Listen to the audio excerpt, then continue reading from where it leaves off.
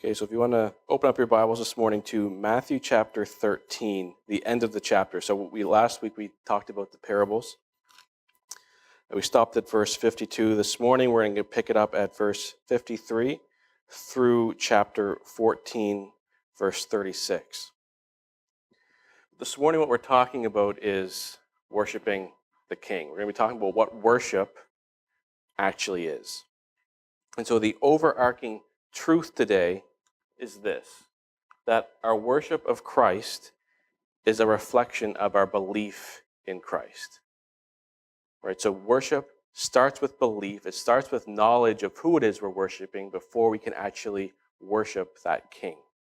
So today, we're going to be looking at two pictures, first of unbelief, then we're going to look at two pictures of belief, and then we're going to tie that all back together into worship this morning as we look at this passage. So first, let's start by reading Matthew 13:53 through to 14:12. And when Jesus had finished these parables, he went away from there. And coming to his hometown, he taught them in their synagogue, so that they were astonished and said, "Where did this man get this wisdom and these mighty works? Is not this the carpenter's son? Is not his mother called Mary? And are not his brothers James and Joseph and Simon and Judas? And are not all his sisters with us? Where then did this man get all these things?" And they took offense at him. But Jesus said to them, "A prophet is not without honor except in his hometown and in his own household."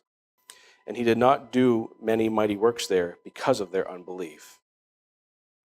At that time Herod the Tetrarch heard about the fame of Jesus, and he said to his servants, "This is John the Baptist. He has been raised from the dead. That is why these miraculous powers are at work in him." For Herod had seized John and bound him and put him in prison for the sake of Herodias, his brother Philip's wife, because John had been saying to him, "It is not lawful for you to have her." And though he wanted to put him to death, he feared the people, because they held him to be a prophet.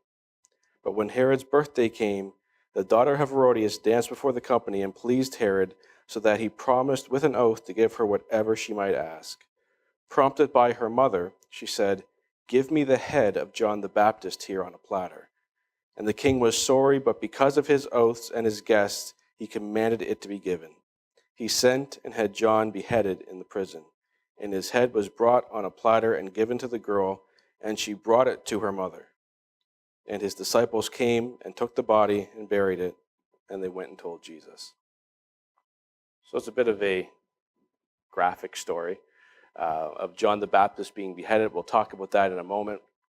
But we want to look at two pictures of unbelief today. So this is the first picture of unbelief that we look at. The first one we saw was Jesus returning to his hometown, right at the end of chapter 13. So Jesus comes to Nazareth, his hometown, where he had began his teaching originally. And the text says that the people were astonished. They say, "Where did this man get this wisdom and these mighty works?" They knew Jesus, the boy that had grown up among them. They knew Jesus, the carpenter's son. They didn't know Jesus, who we know Jesus as today. So they see these mighty works and they're astonished at it. And ultimately, they refuse to believe in him. Much like the Pharisees did, as we saw a couple of weeks ago, they questioned where Jesus' authority came from. They doubted that it came from God, meaning that they suspected it came from Satan. So they doubted where these mighty works were born out of. And what we see in this story is that, the crowds, his hometown, they hear the words of Jesus. They listened to him teach, and they were amazed at that. They are amazed by his teaching. They saw his works, and they say, "Where did he get these mighty works?" But in response to that, they deny him worship. Right? So in response, even though they see what he says, they see who he is, they see all the mighty works, their response is not worship, it is denial of who he is. So that's the first picture of unbelief that we see today. The second is Herod the Tetrarch. All right, and we could go into great depth in this story. We're not going to do that this morning.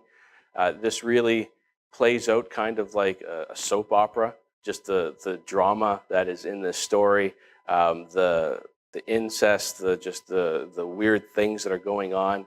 So that's the foundation for this story. But Herod he hears about what Jesus is doing. Right? He hears about the works. He hears about, just like the people in Nazareth had heard about Jesus' mighty works. He hears that what he's doing in his region, and he's scared because he thinks that it's John the Baptist come back to life. And so this is where we first see that John the Baptist has been killed, that he's been beheaded. That's what prompts Matthew to recount this story. That again, this isn't chronological at this point. This is Matthew kind of giving a flashback to when John had been beheaded previously. And what had happened is John the Baptist had called out sin in the life of Herodias, the sister-in-law to Herod. And her daughter Salome does a dance for Herod, her drunk father, and his friends. And Herod says he's going to give her whatever she wants because of this. And so Herodias tells her, ask for John the Baptist's head. So that's how this all came about. The point in that story, because we could go into much greater depth if we wanted to, but the main point in that story is that as long as we speak truth, as John the Baptist, he spoke out against this very powerful man. He spoke out against the way that they were living. And so what we take from that is that as long as we speak truth in this world, as long as we call out sin in our culture, in our country, it's going to be costly. We may not be beheaded because of it in this culture, but it's going to be costly if we see things that our culture around us, that our world around us is doing that are not according to what we believe is taught in Scripture. That is going to be costly. We're not going to be well accepted because of those things. So those are the two pictures of unbelief that we see this morning. That takes us then to two pictures of belief, which we're going to spend a little bit more time there, spend more time talking about the positive than the negative this morning. But the first story is one of faith in the face of need. And we'll read here Matthew 14:13-21. Now when Jesus had heard this, he withdrew from there in a boat to a desolate place by himself. But when the crowds heard it, they followed him on foot from the towns. When he went ashore, he saw a great crowd, and he had compassion on them and healed their sick. Now when it was evening, the disciples came to him and said, "This is a desolate place, and the day is now over. Send the crowds away to go into the villages and buy food for themselves." But Jesus said, "They need not go away. You give them something to eat." They said to him, "We have only 5 loaves here and 2 fish." And he said, "Bring them here to me." Then he ordered the crowds to sit down on the grass, and taking the 5 loaves and the 2 fish, he looked up to heaven and said a blessing. Then he broke the loaves and gave them to the disciples, and the disciples gave them to the crowds. And they all ate and were satisfied. And they took up 12 baskets full of the broken pieces left over, and those who ate were about 5,000 men, besides women and children.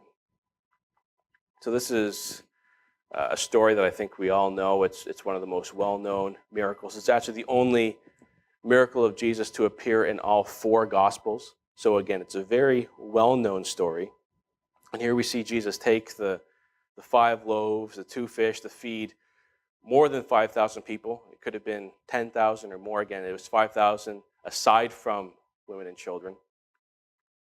And as we look at this story, each Gospel writer focuses on a different angle. They tell the story from a different perspective to emphasize different points. And so as we see Matthew speak on this particular story, it becomes clear that he's not so focused on how this miracle impacted the crowds. Instead, he's focusing more on how did this miracle impact the disciples.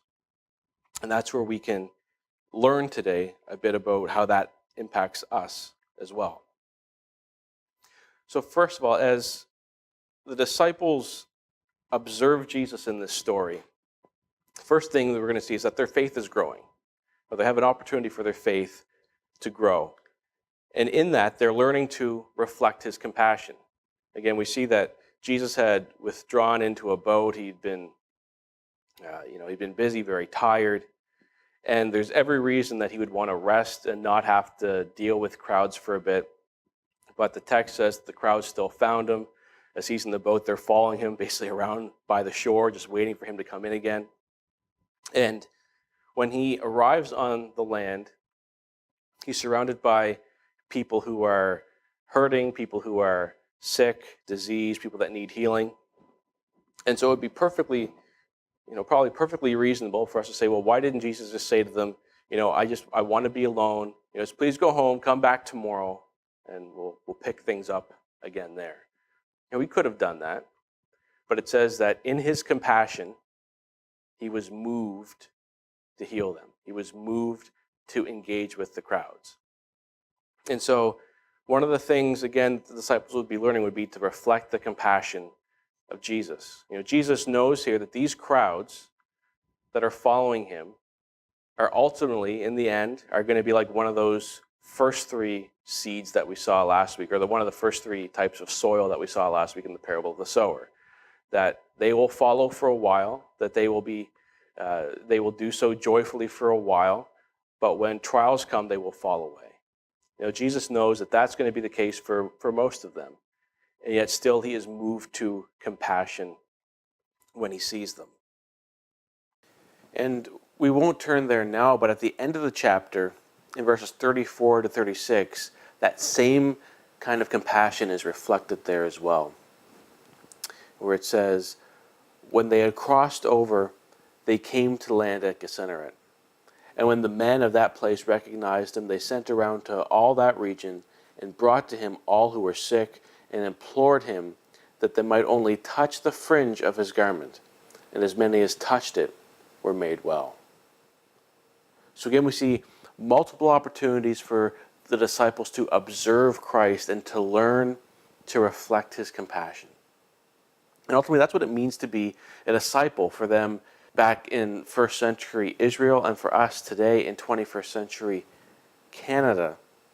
To be a disciple means we are observing the way that Christ lived. We are learning from his teaching. But we have to go beyond that. We have to then begin to reflect that in our lives as well. So the disciples were learning to reflect his compassion, but they were also learning to rely on his resources. So we're told that evening is coming, they're out in the middle of nowhere, and they have no food to feed the crowds. There's nowhere around that they can go to quickly get some food. So the disciples are trying to tell Jesus, send them home, send them away. We can't feed them.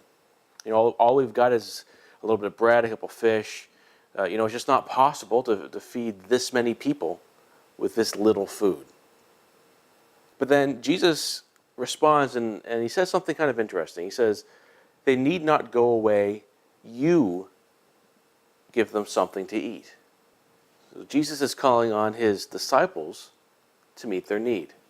Now, I imagine the disciples hear that, and their first question is, how?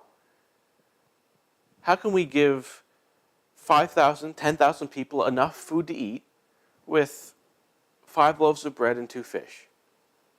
It's not possible. But don't miss what Jesus is calling them to do. He's calling them to do something that they couldn't possibly do in their own power. And in turn, what he's teaching them is to recognize their own insufficiency, but through that to realize his sufficiency.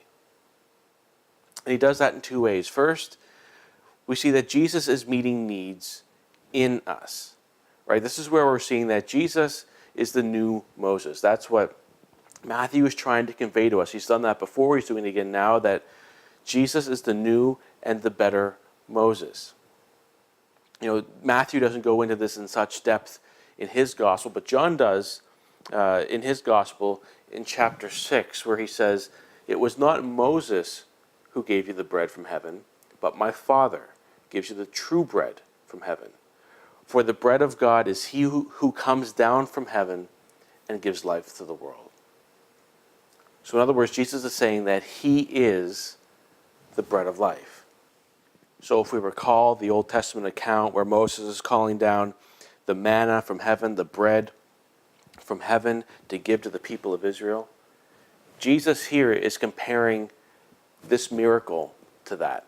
So just as Moses gave the people bread in the wilderness, so Jesus is giving these people bread as well. And he takes it a step further to say, not only am I giving them bread, but this is a picture of the fact that I actually am the true bread from heaven, that he is the bread of life. The point that Jesus is making is that Jesus doesn't just give what satisfies. He is what satisfies. So Jesus is the new and better Moses. But the second thing, Jesus meets needs in us, but Jesus also meets needs through us. If Jesus had just wanted to show his sufficiency, he very easily could have just called down the bread from heaven just like Moses had done. He could have done it without the help of the disciples. He could have done it completely of his own power, completely on his own. And perhaps if he had done that, perhaps if he had orchestrated this miraculous event like God had done through Moses in the Old Testament, perhaps more people would have been impacted by that in the moment. But Jesus doesn't do that. Instead, he decides to use the disciples. He decides to meet these needs through the disciples. Because the picture here is that Jesus doesn't actually give out one piece of bread. If you read the text, we don't see Jesus actually giving out the bread. Instead, we see that Jesus, he takes the bread, he prays over it, then he gives the bread to his disciples, and they distribute it. The point being that Jesus was meeting the needs of the crowds through the disciples. Christ is serving his disciples, but in turn the disciples are then serving the crowds. The disciples then are an extension of Jesus. That's the picture that Matthew is painting, that as disciples back then and today, we are an extension of Jesus. We are an extension of the power, of the authority of Christ. So if we just pause here for a second and take this from the first century now into the 21st century, and if we look at our own lives, the question that we should ask is, are we surrounded by needs?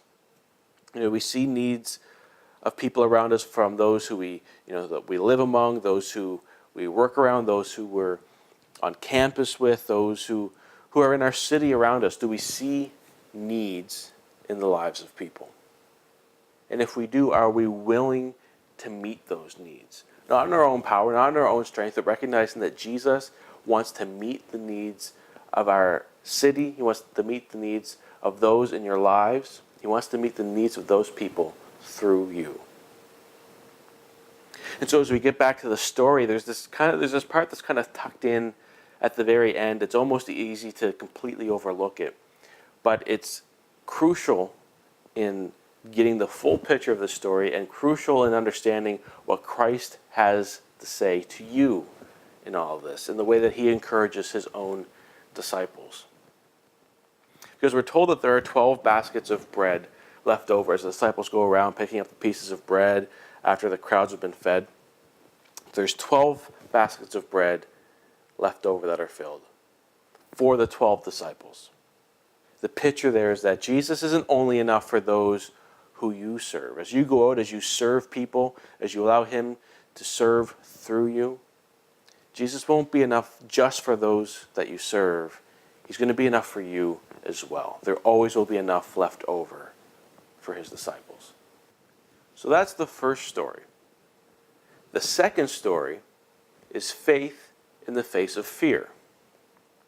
Now, we don't see this detailed in Matthew's gospel, but based on John's gospel, we know that the people at this point, after experiencing this miracle, they're ready to crown Jesus right on the spot. That's their reaction, rightfully so. But Jesus knows that that's not in the Father's plan. And so because of that, they leave quickly. And that's where we pick up in verse 22. Immediately, he made the disciples get into the boat and go before him to the other side while he dismissed the crowds. And after he had dismissed the crowds, he went up on the mountain by himself to pray. When evening came, he was there alone. But the boat by this time was a long way from the land, beaten by the waves, for the wind was against them. And in the fourth watch of the night he came to them, walking on the sea. But when the disciples saw him walking on the sea, they were terrified and said, "It is a ghost," and they cried out in fear. But immediately Jesus spoke to them, saying, "Take heart, it is I. Do not be afraid." And Peter answered him, "Lord, if it is you, command me to come to you on the water." And he said, "Come."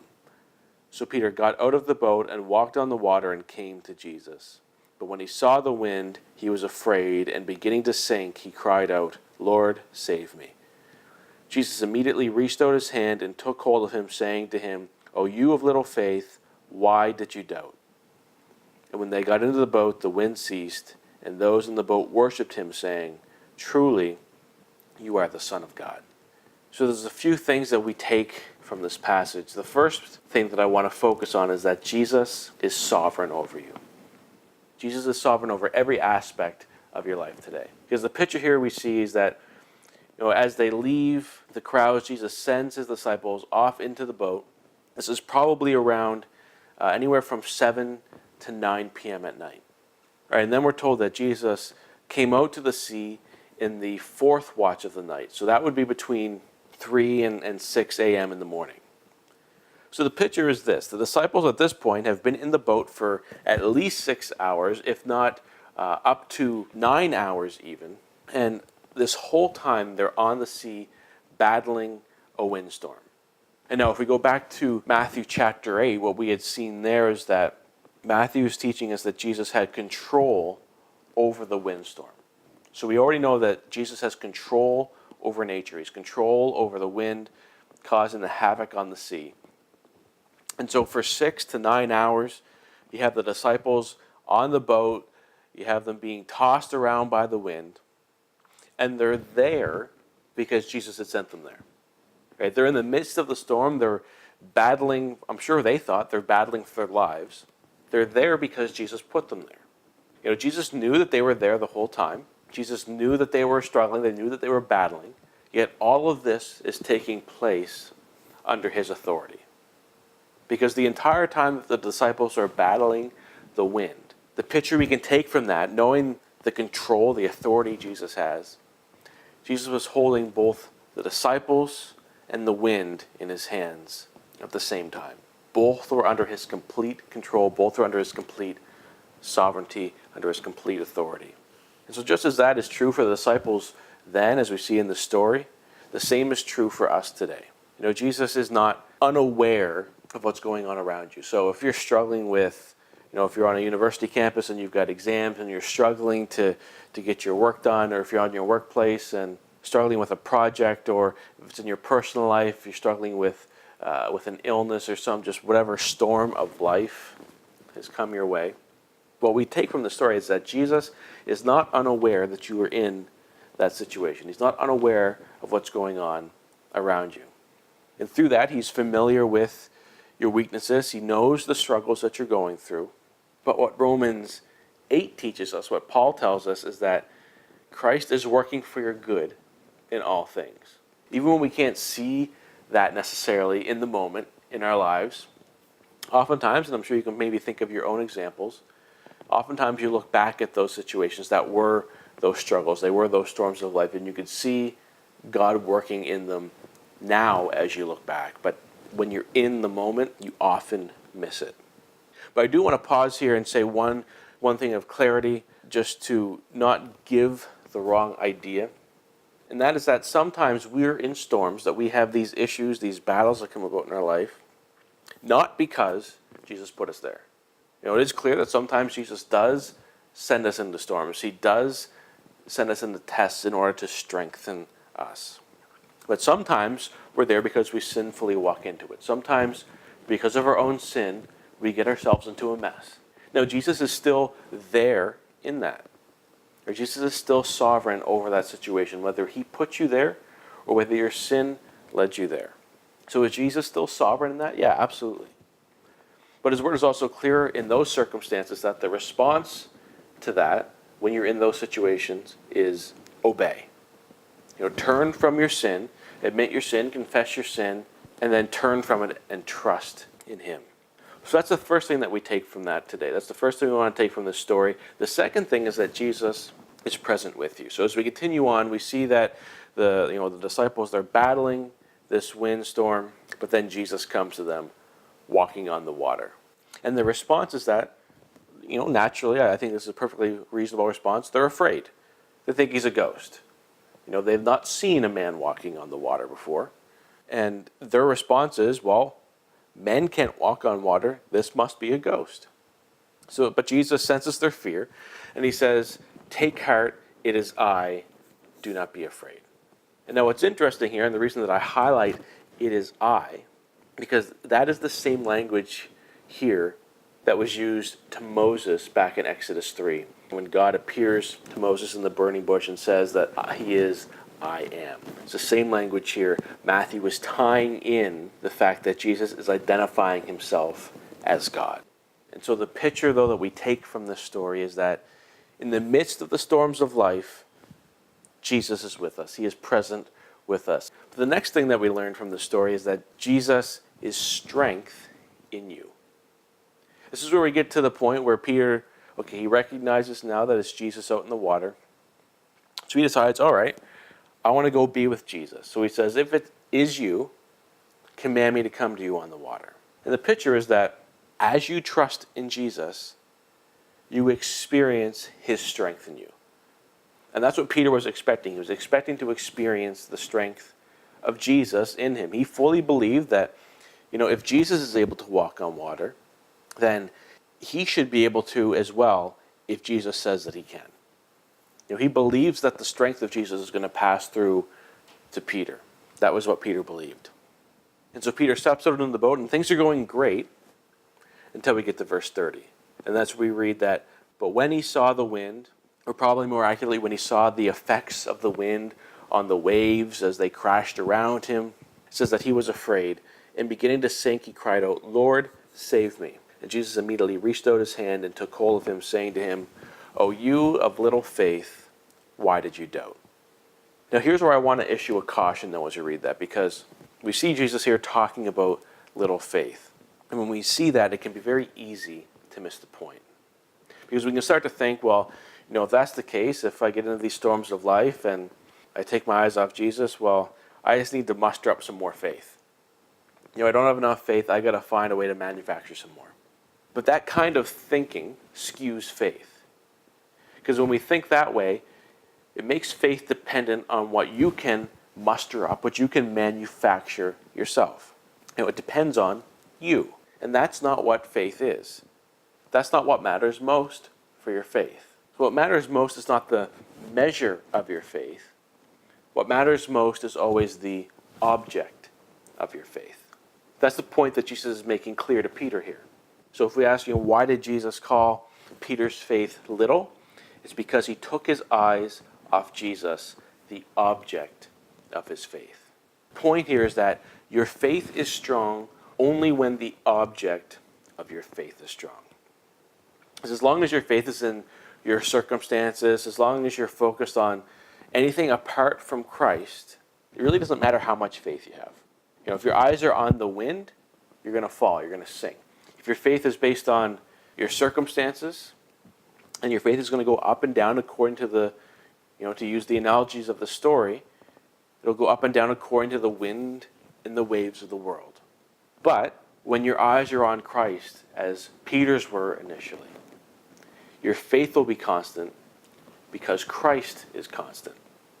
This is what we see in Hebrews chapter 12. It says, "Look to Jesus, the founder and perfecter of our faith, who for the joy that was set before him endured the cross, despising the shame, and is seated at the right hand of the throne of God. Consider him who endured from sinners such hostility against himself, so that you may not grow weary or faint-hearted." So that you may not grow weary. So when you are weak, he is strong. So don't try to be stronger. Don't try to muster up your own faith. Don't try to rely on your own strength. Trust in his strength. And that brings us to the last point from the story. And it's almost missed at the very end. It's just thrown in there, almost kind of tucked away again. But that is that Jesus is peace around you. And it's almost a passing note in verse 32, but Jesus gets into the boat and the wind immediately ceases. The picture there is that he is the only one able to bring peace in the middle of the storm. But that then leads us right into the climax of the chapter, verse 33, where we see the disciples in the boat. They worship Jesus, saying, "Truly, you are the Son of God." And as we stated at the beginning, we said we were going to look at two pictures of unbelief, then two pictures of belief, and tie them together with how that relates to worship. So in verse 33, we see that the disciples in the boat, they worship Jesus, saying, "Truly, you are the Son of God." Now this is the first time that the disciples addressed Jesus in this way. The Father had already addressed Jesus in this way.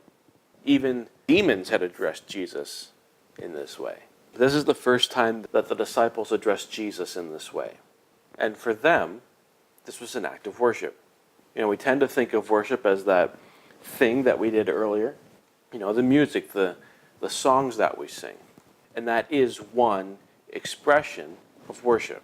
But in our culture, we tend to get too caught up in that and even add to it with flashing lights and smoke and all these things to create an emotional response to the music. You can go to a Bruce Springsteen concert and get caught up in that and the music and all the emotion there. You can worship to music. It doesn't matter if it's Christian or if it's secular or what it is, what the words are. You can worship to music. You can have an emotional response to any music, no matter the genre, no matter the word. So just music itself is not worship. But what the disciples are doing, they're coming and they're recognizing who Jesus is. They've identified that Jesus is the Son of God. They know his character, they know who he is, and that leads them to worship. You can't worship something, I guess you can worship something you don't know, but there's no value in it. If you don't know who God is, you don't know who Jesus is, then it doesn't lead to real worship. So there's a relationship between belief and worship. Paul says in Romans 12, verse 2, that our own lives are a sacrifice of praise. It's a form of spiritual worship. So if you think about the way that you come into that relationship with God, if someone were to ask me to describe Carrie, and I replied by saying, well, she cooks all my meals for me, and then I list off, she does this, that, and I just list the things that she does for me. I haven't actually told you anything about who she is. I just told you about some of the things that she's done. The same is true of God. We can list off the things that he's done for us. He sent his son to die, and that's not to be minimized. That's the foundation of our faith. That's the center point of history. The Old Testament, we look forward to it. The New Testament, we look back on it. That's not to be minimized. Yet if we just focus on the things that God does for us, and we don't acknowledge who he is, his character, his righteousness, and acknowledge that that is the image which we are to reflect, then our worship is without foundation. We need to have that foundation first. And for the disciples, it took them halfway through the book of Matthew to recognize who Jesus is, that he is the Son of God. But once they saw that, that's what led them to worship. That's the point of the story here this morning, and that's the point that we don't want to miss. The point was to recognize who the object of their faith was, who the object of their worship was. It's not about coming together on a Sunday morning and singing a few songs and having that be our worship. It's not about coming here and hearing a message or coming here and praying and having that be our worship. Those things are forms of worship. But again, as Paul tells us in Romans chapter 12, our whole lives are what we offer up as worship. What we do Monday through Saturday is of far more importance than what we do for a couple hours on a Sunday morning. So that's the message that I want to leave us with, to challenge us with today. That worship is the right response to God once we recognize who he is. Just as the disciples, they get to this point and they say, truly, you are the Son of God. That is to be our response. But we can't get to that point if we don't know first who God is. If we don't search the scriptures, if we don't strive to understand the character and the nature and the righteousness of God first. Once we do that, once we recognize who that God is, that will lead to true worship in our lives.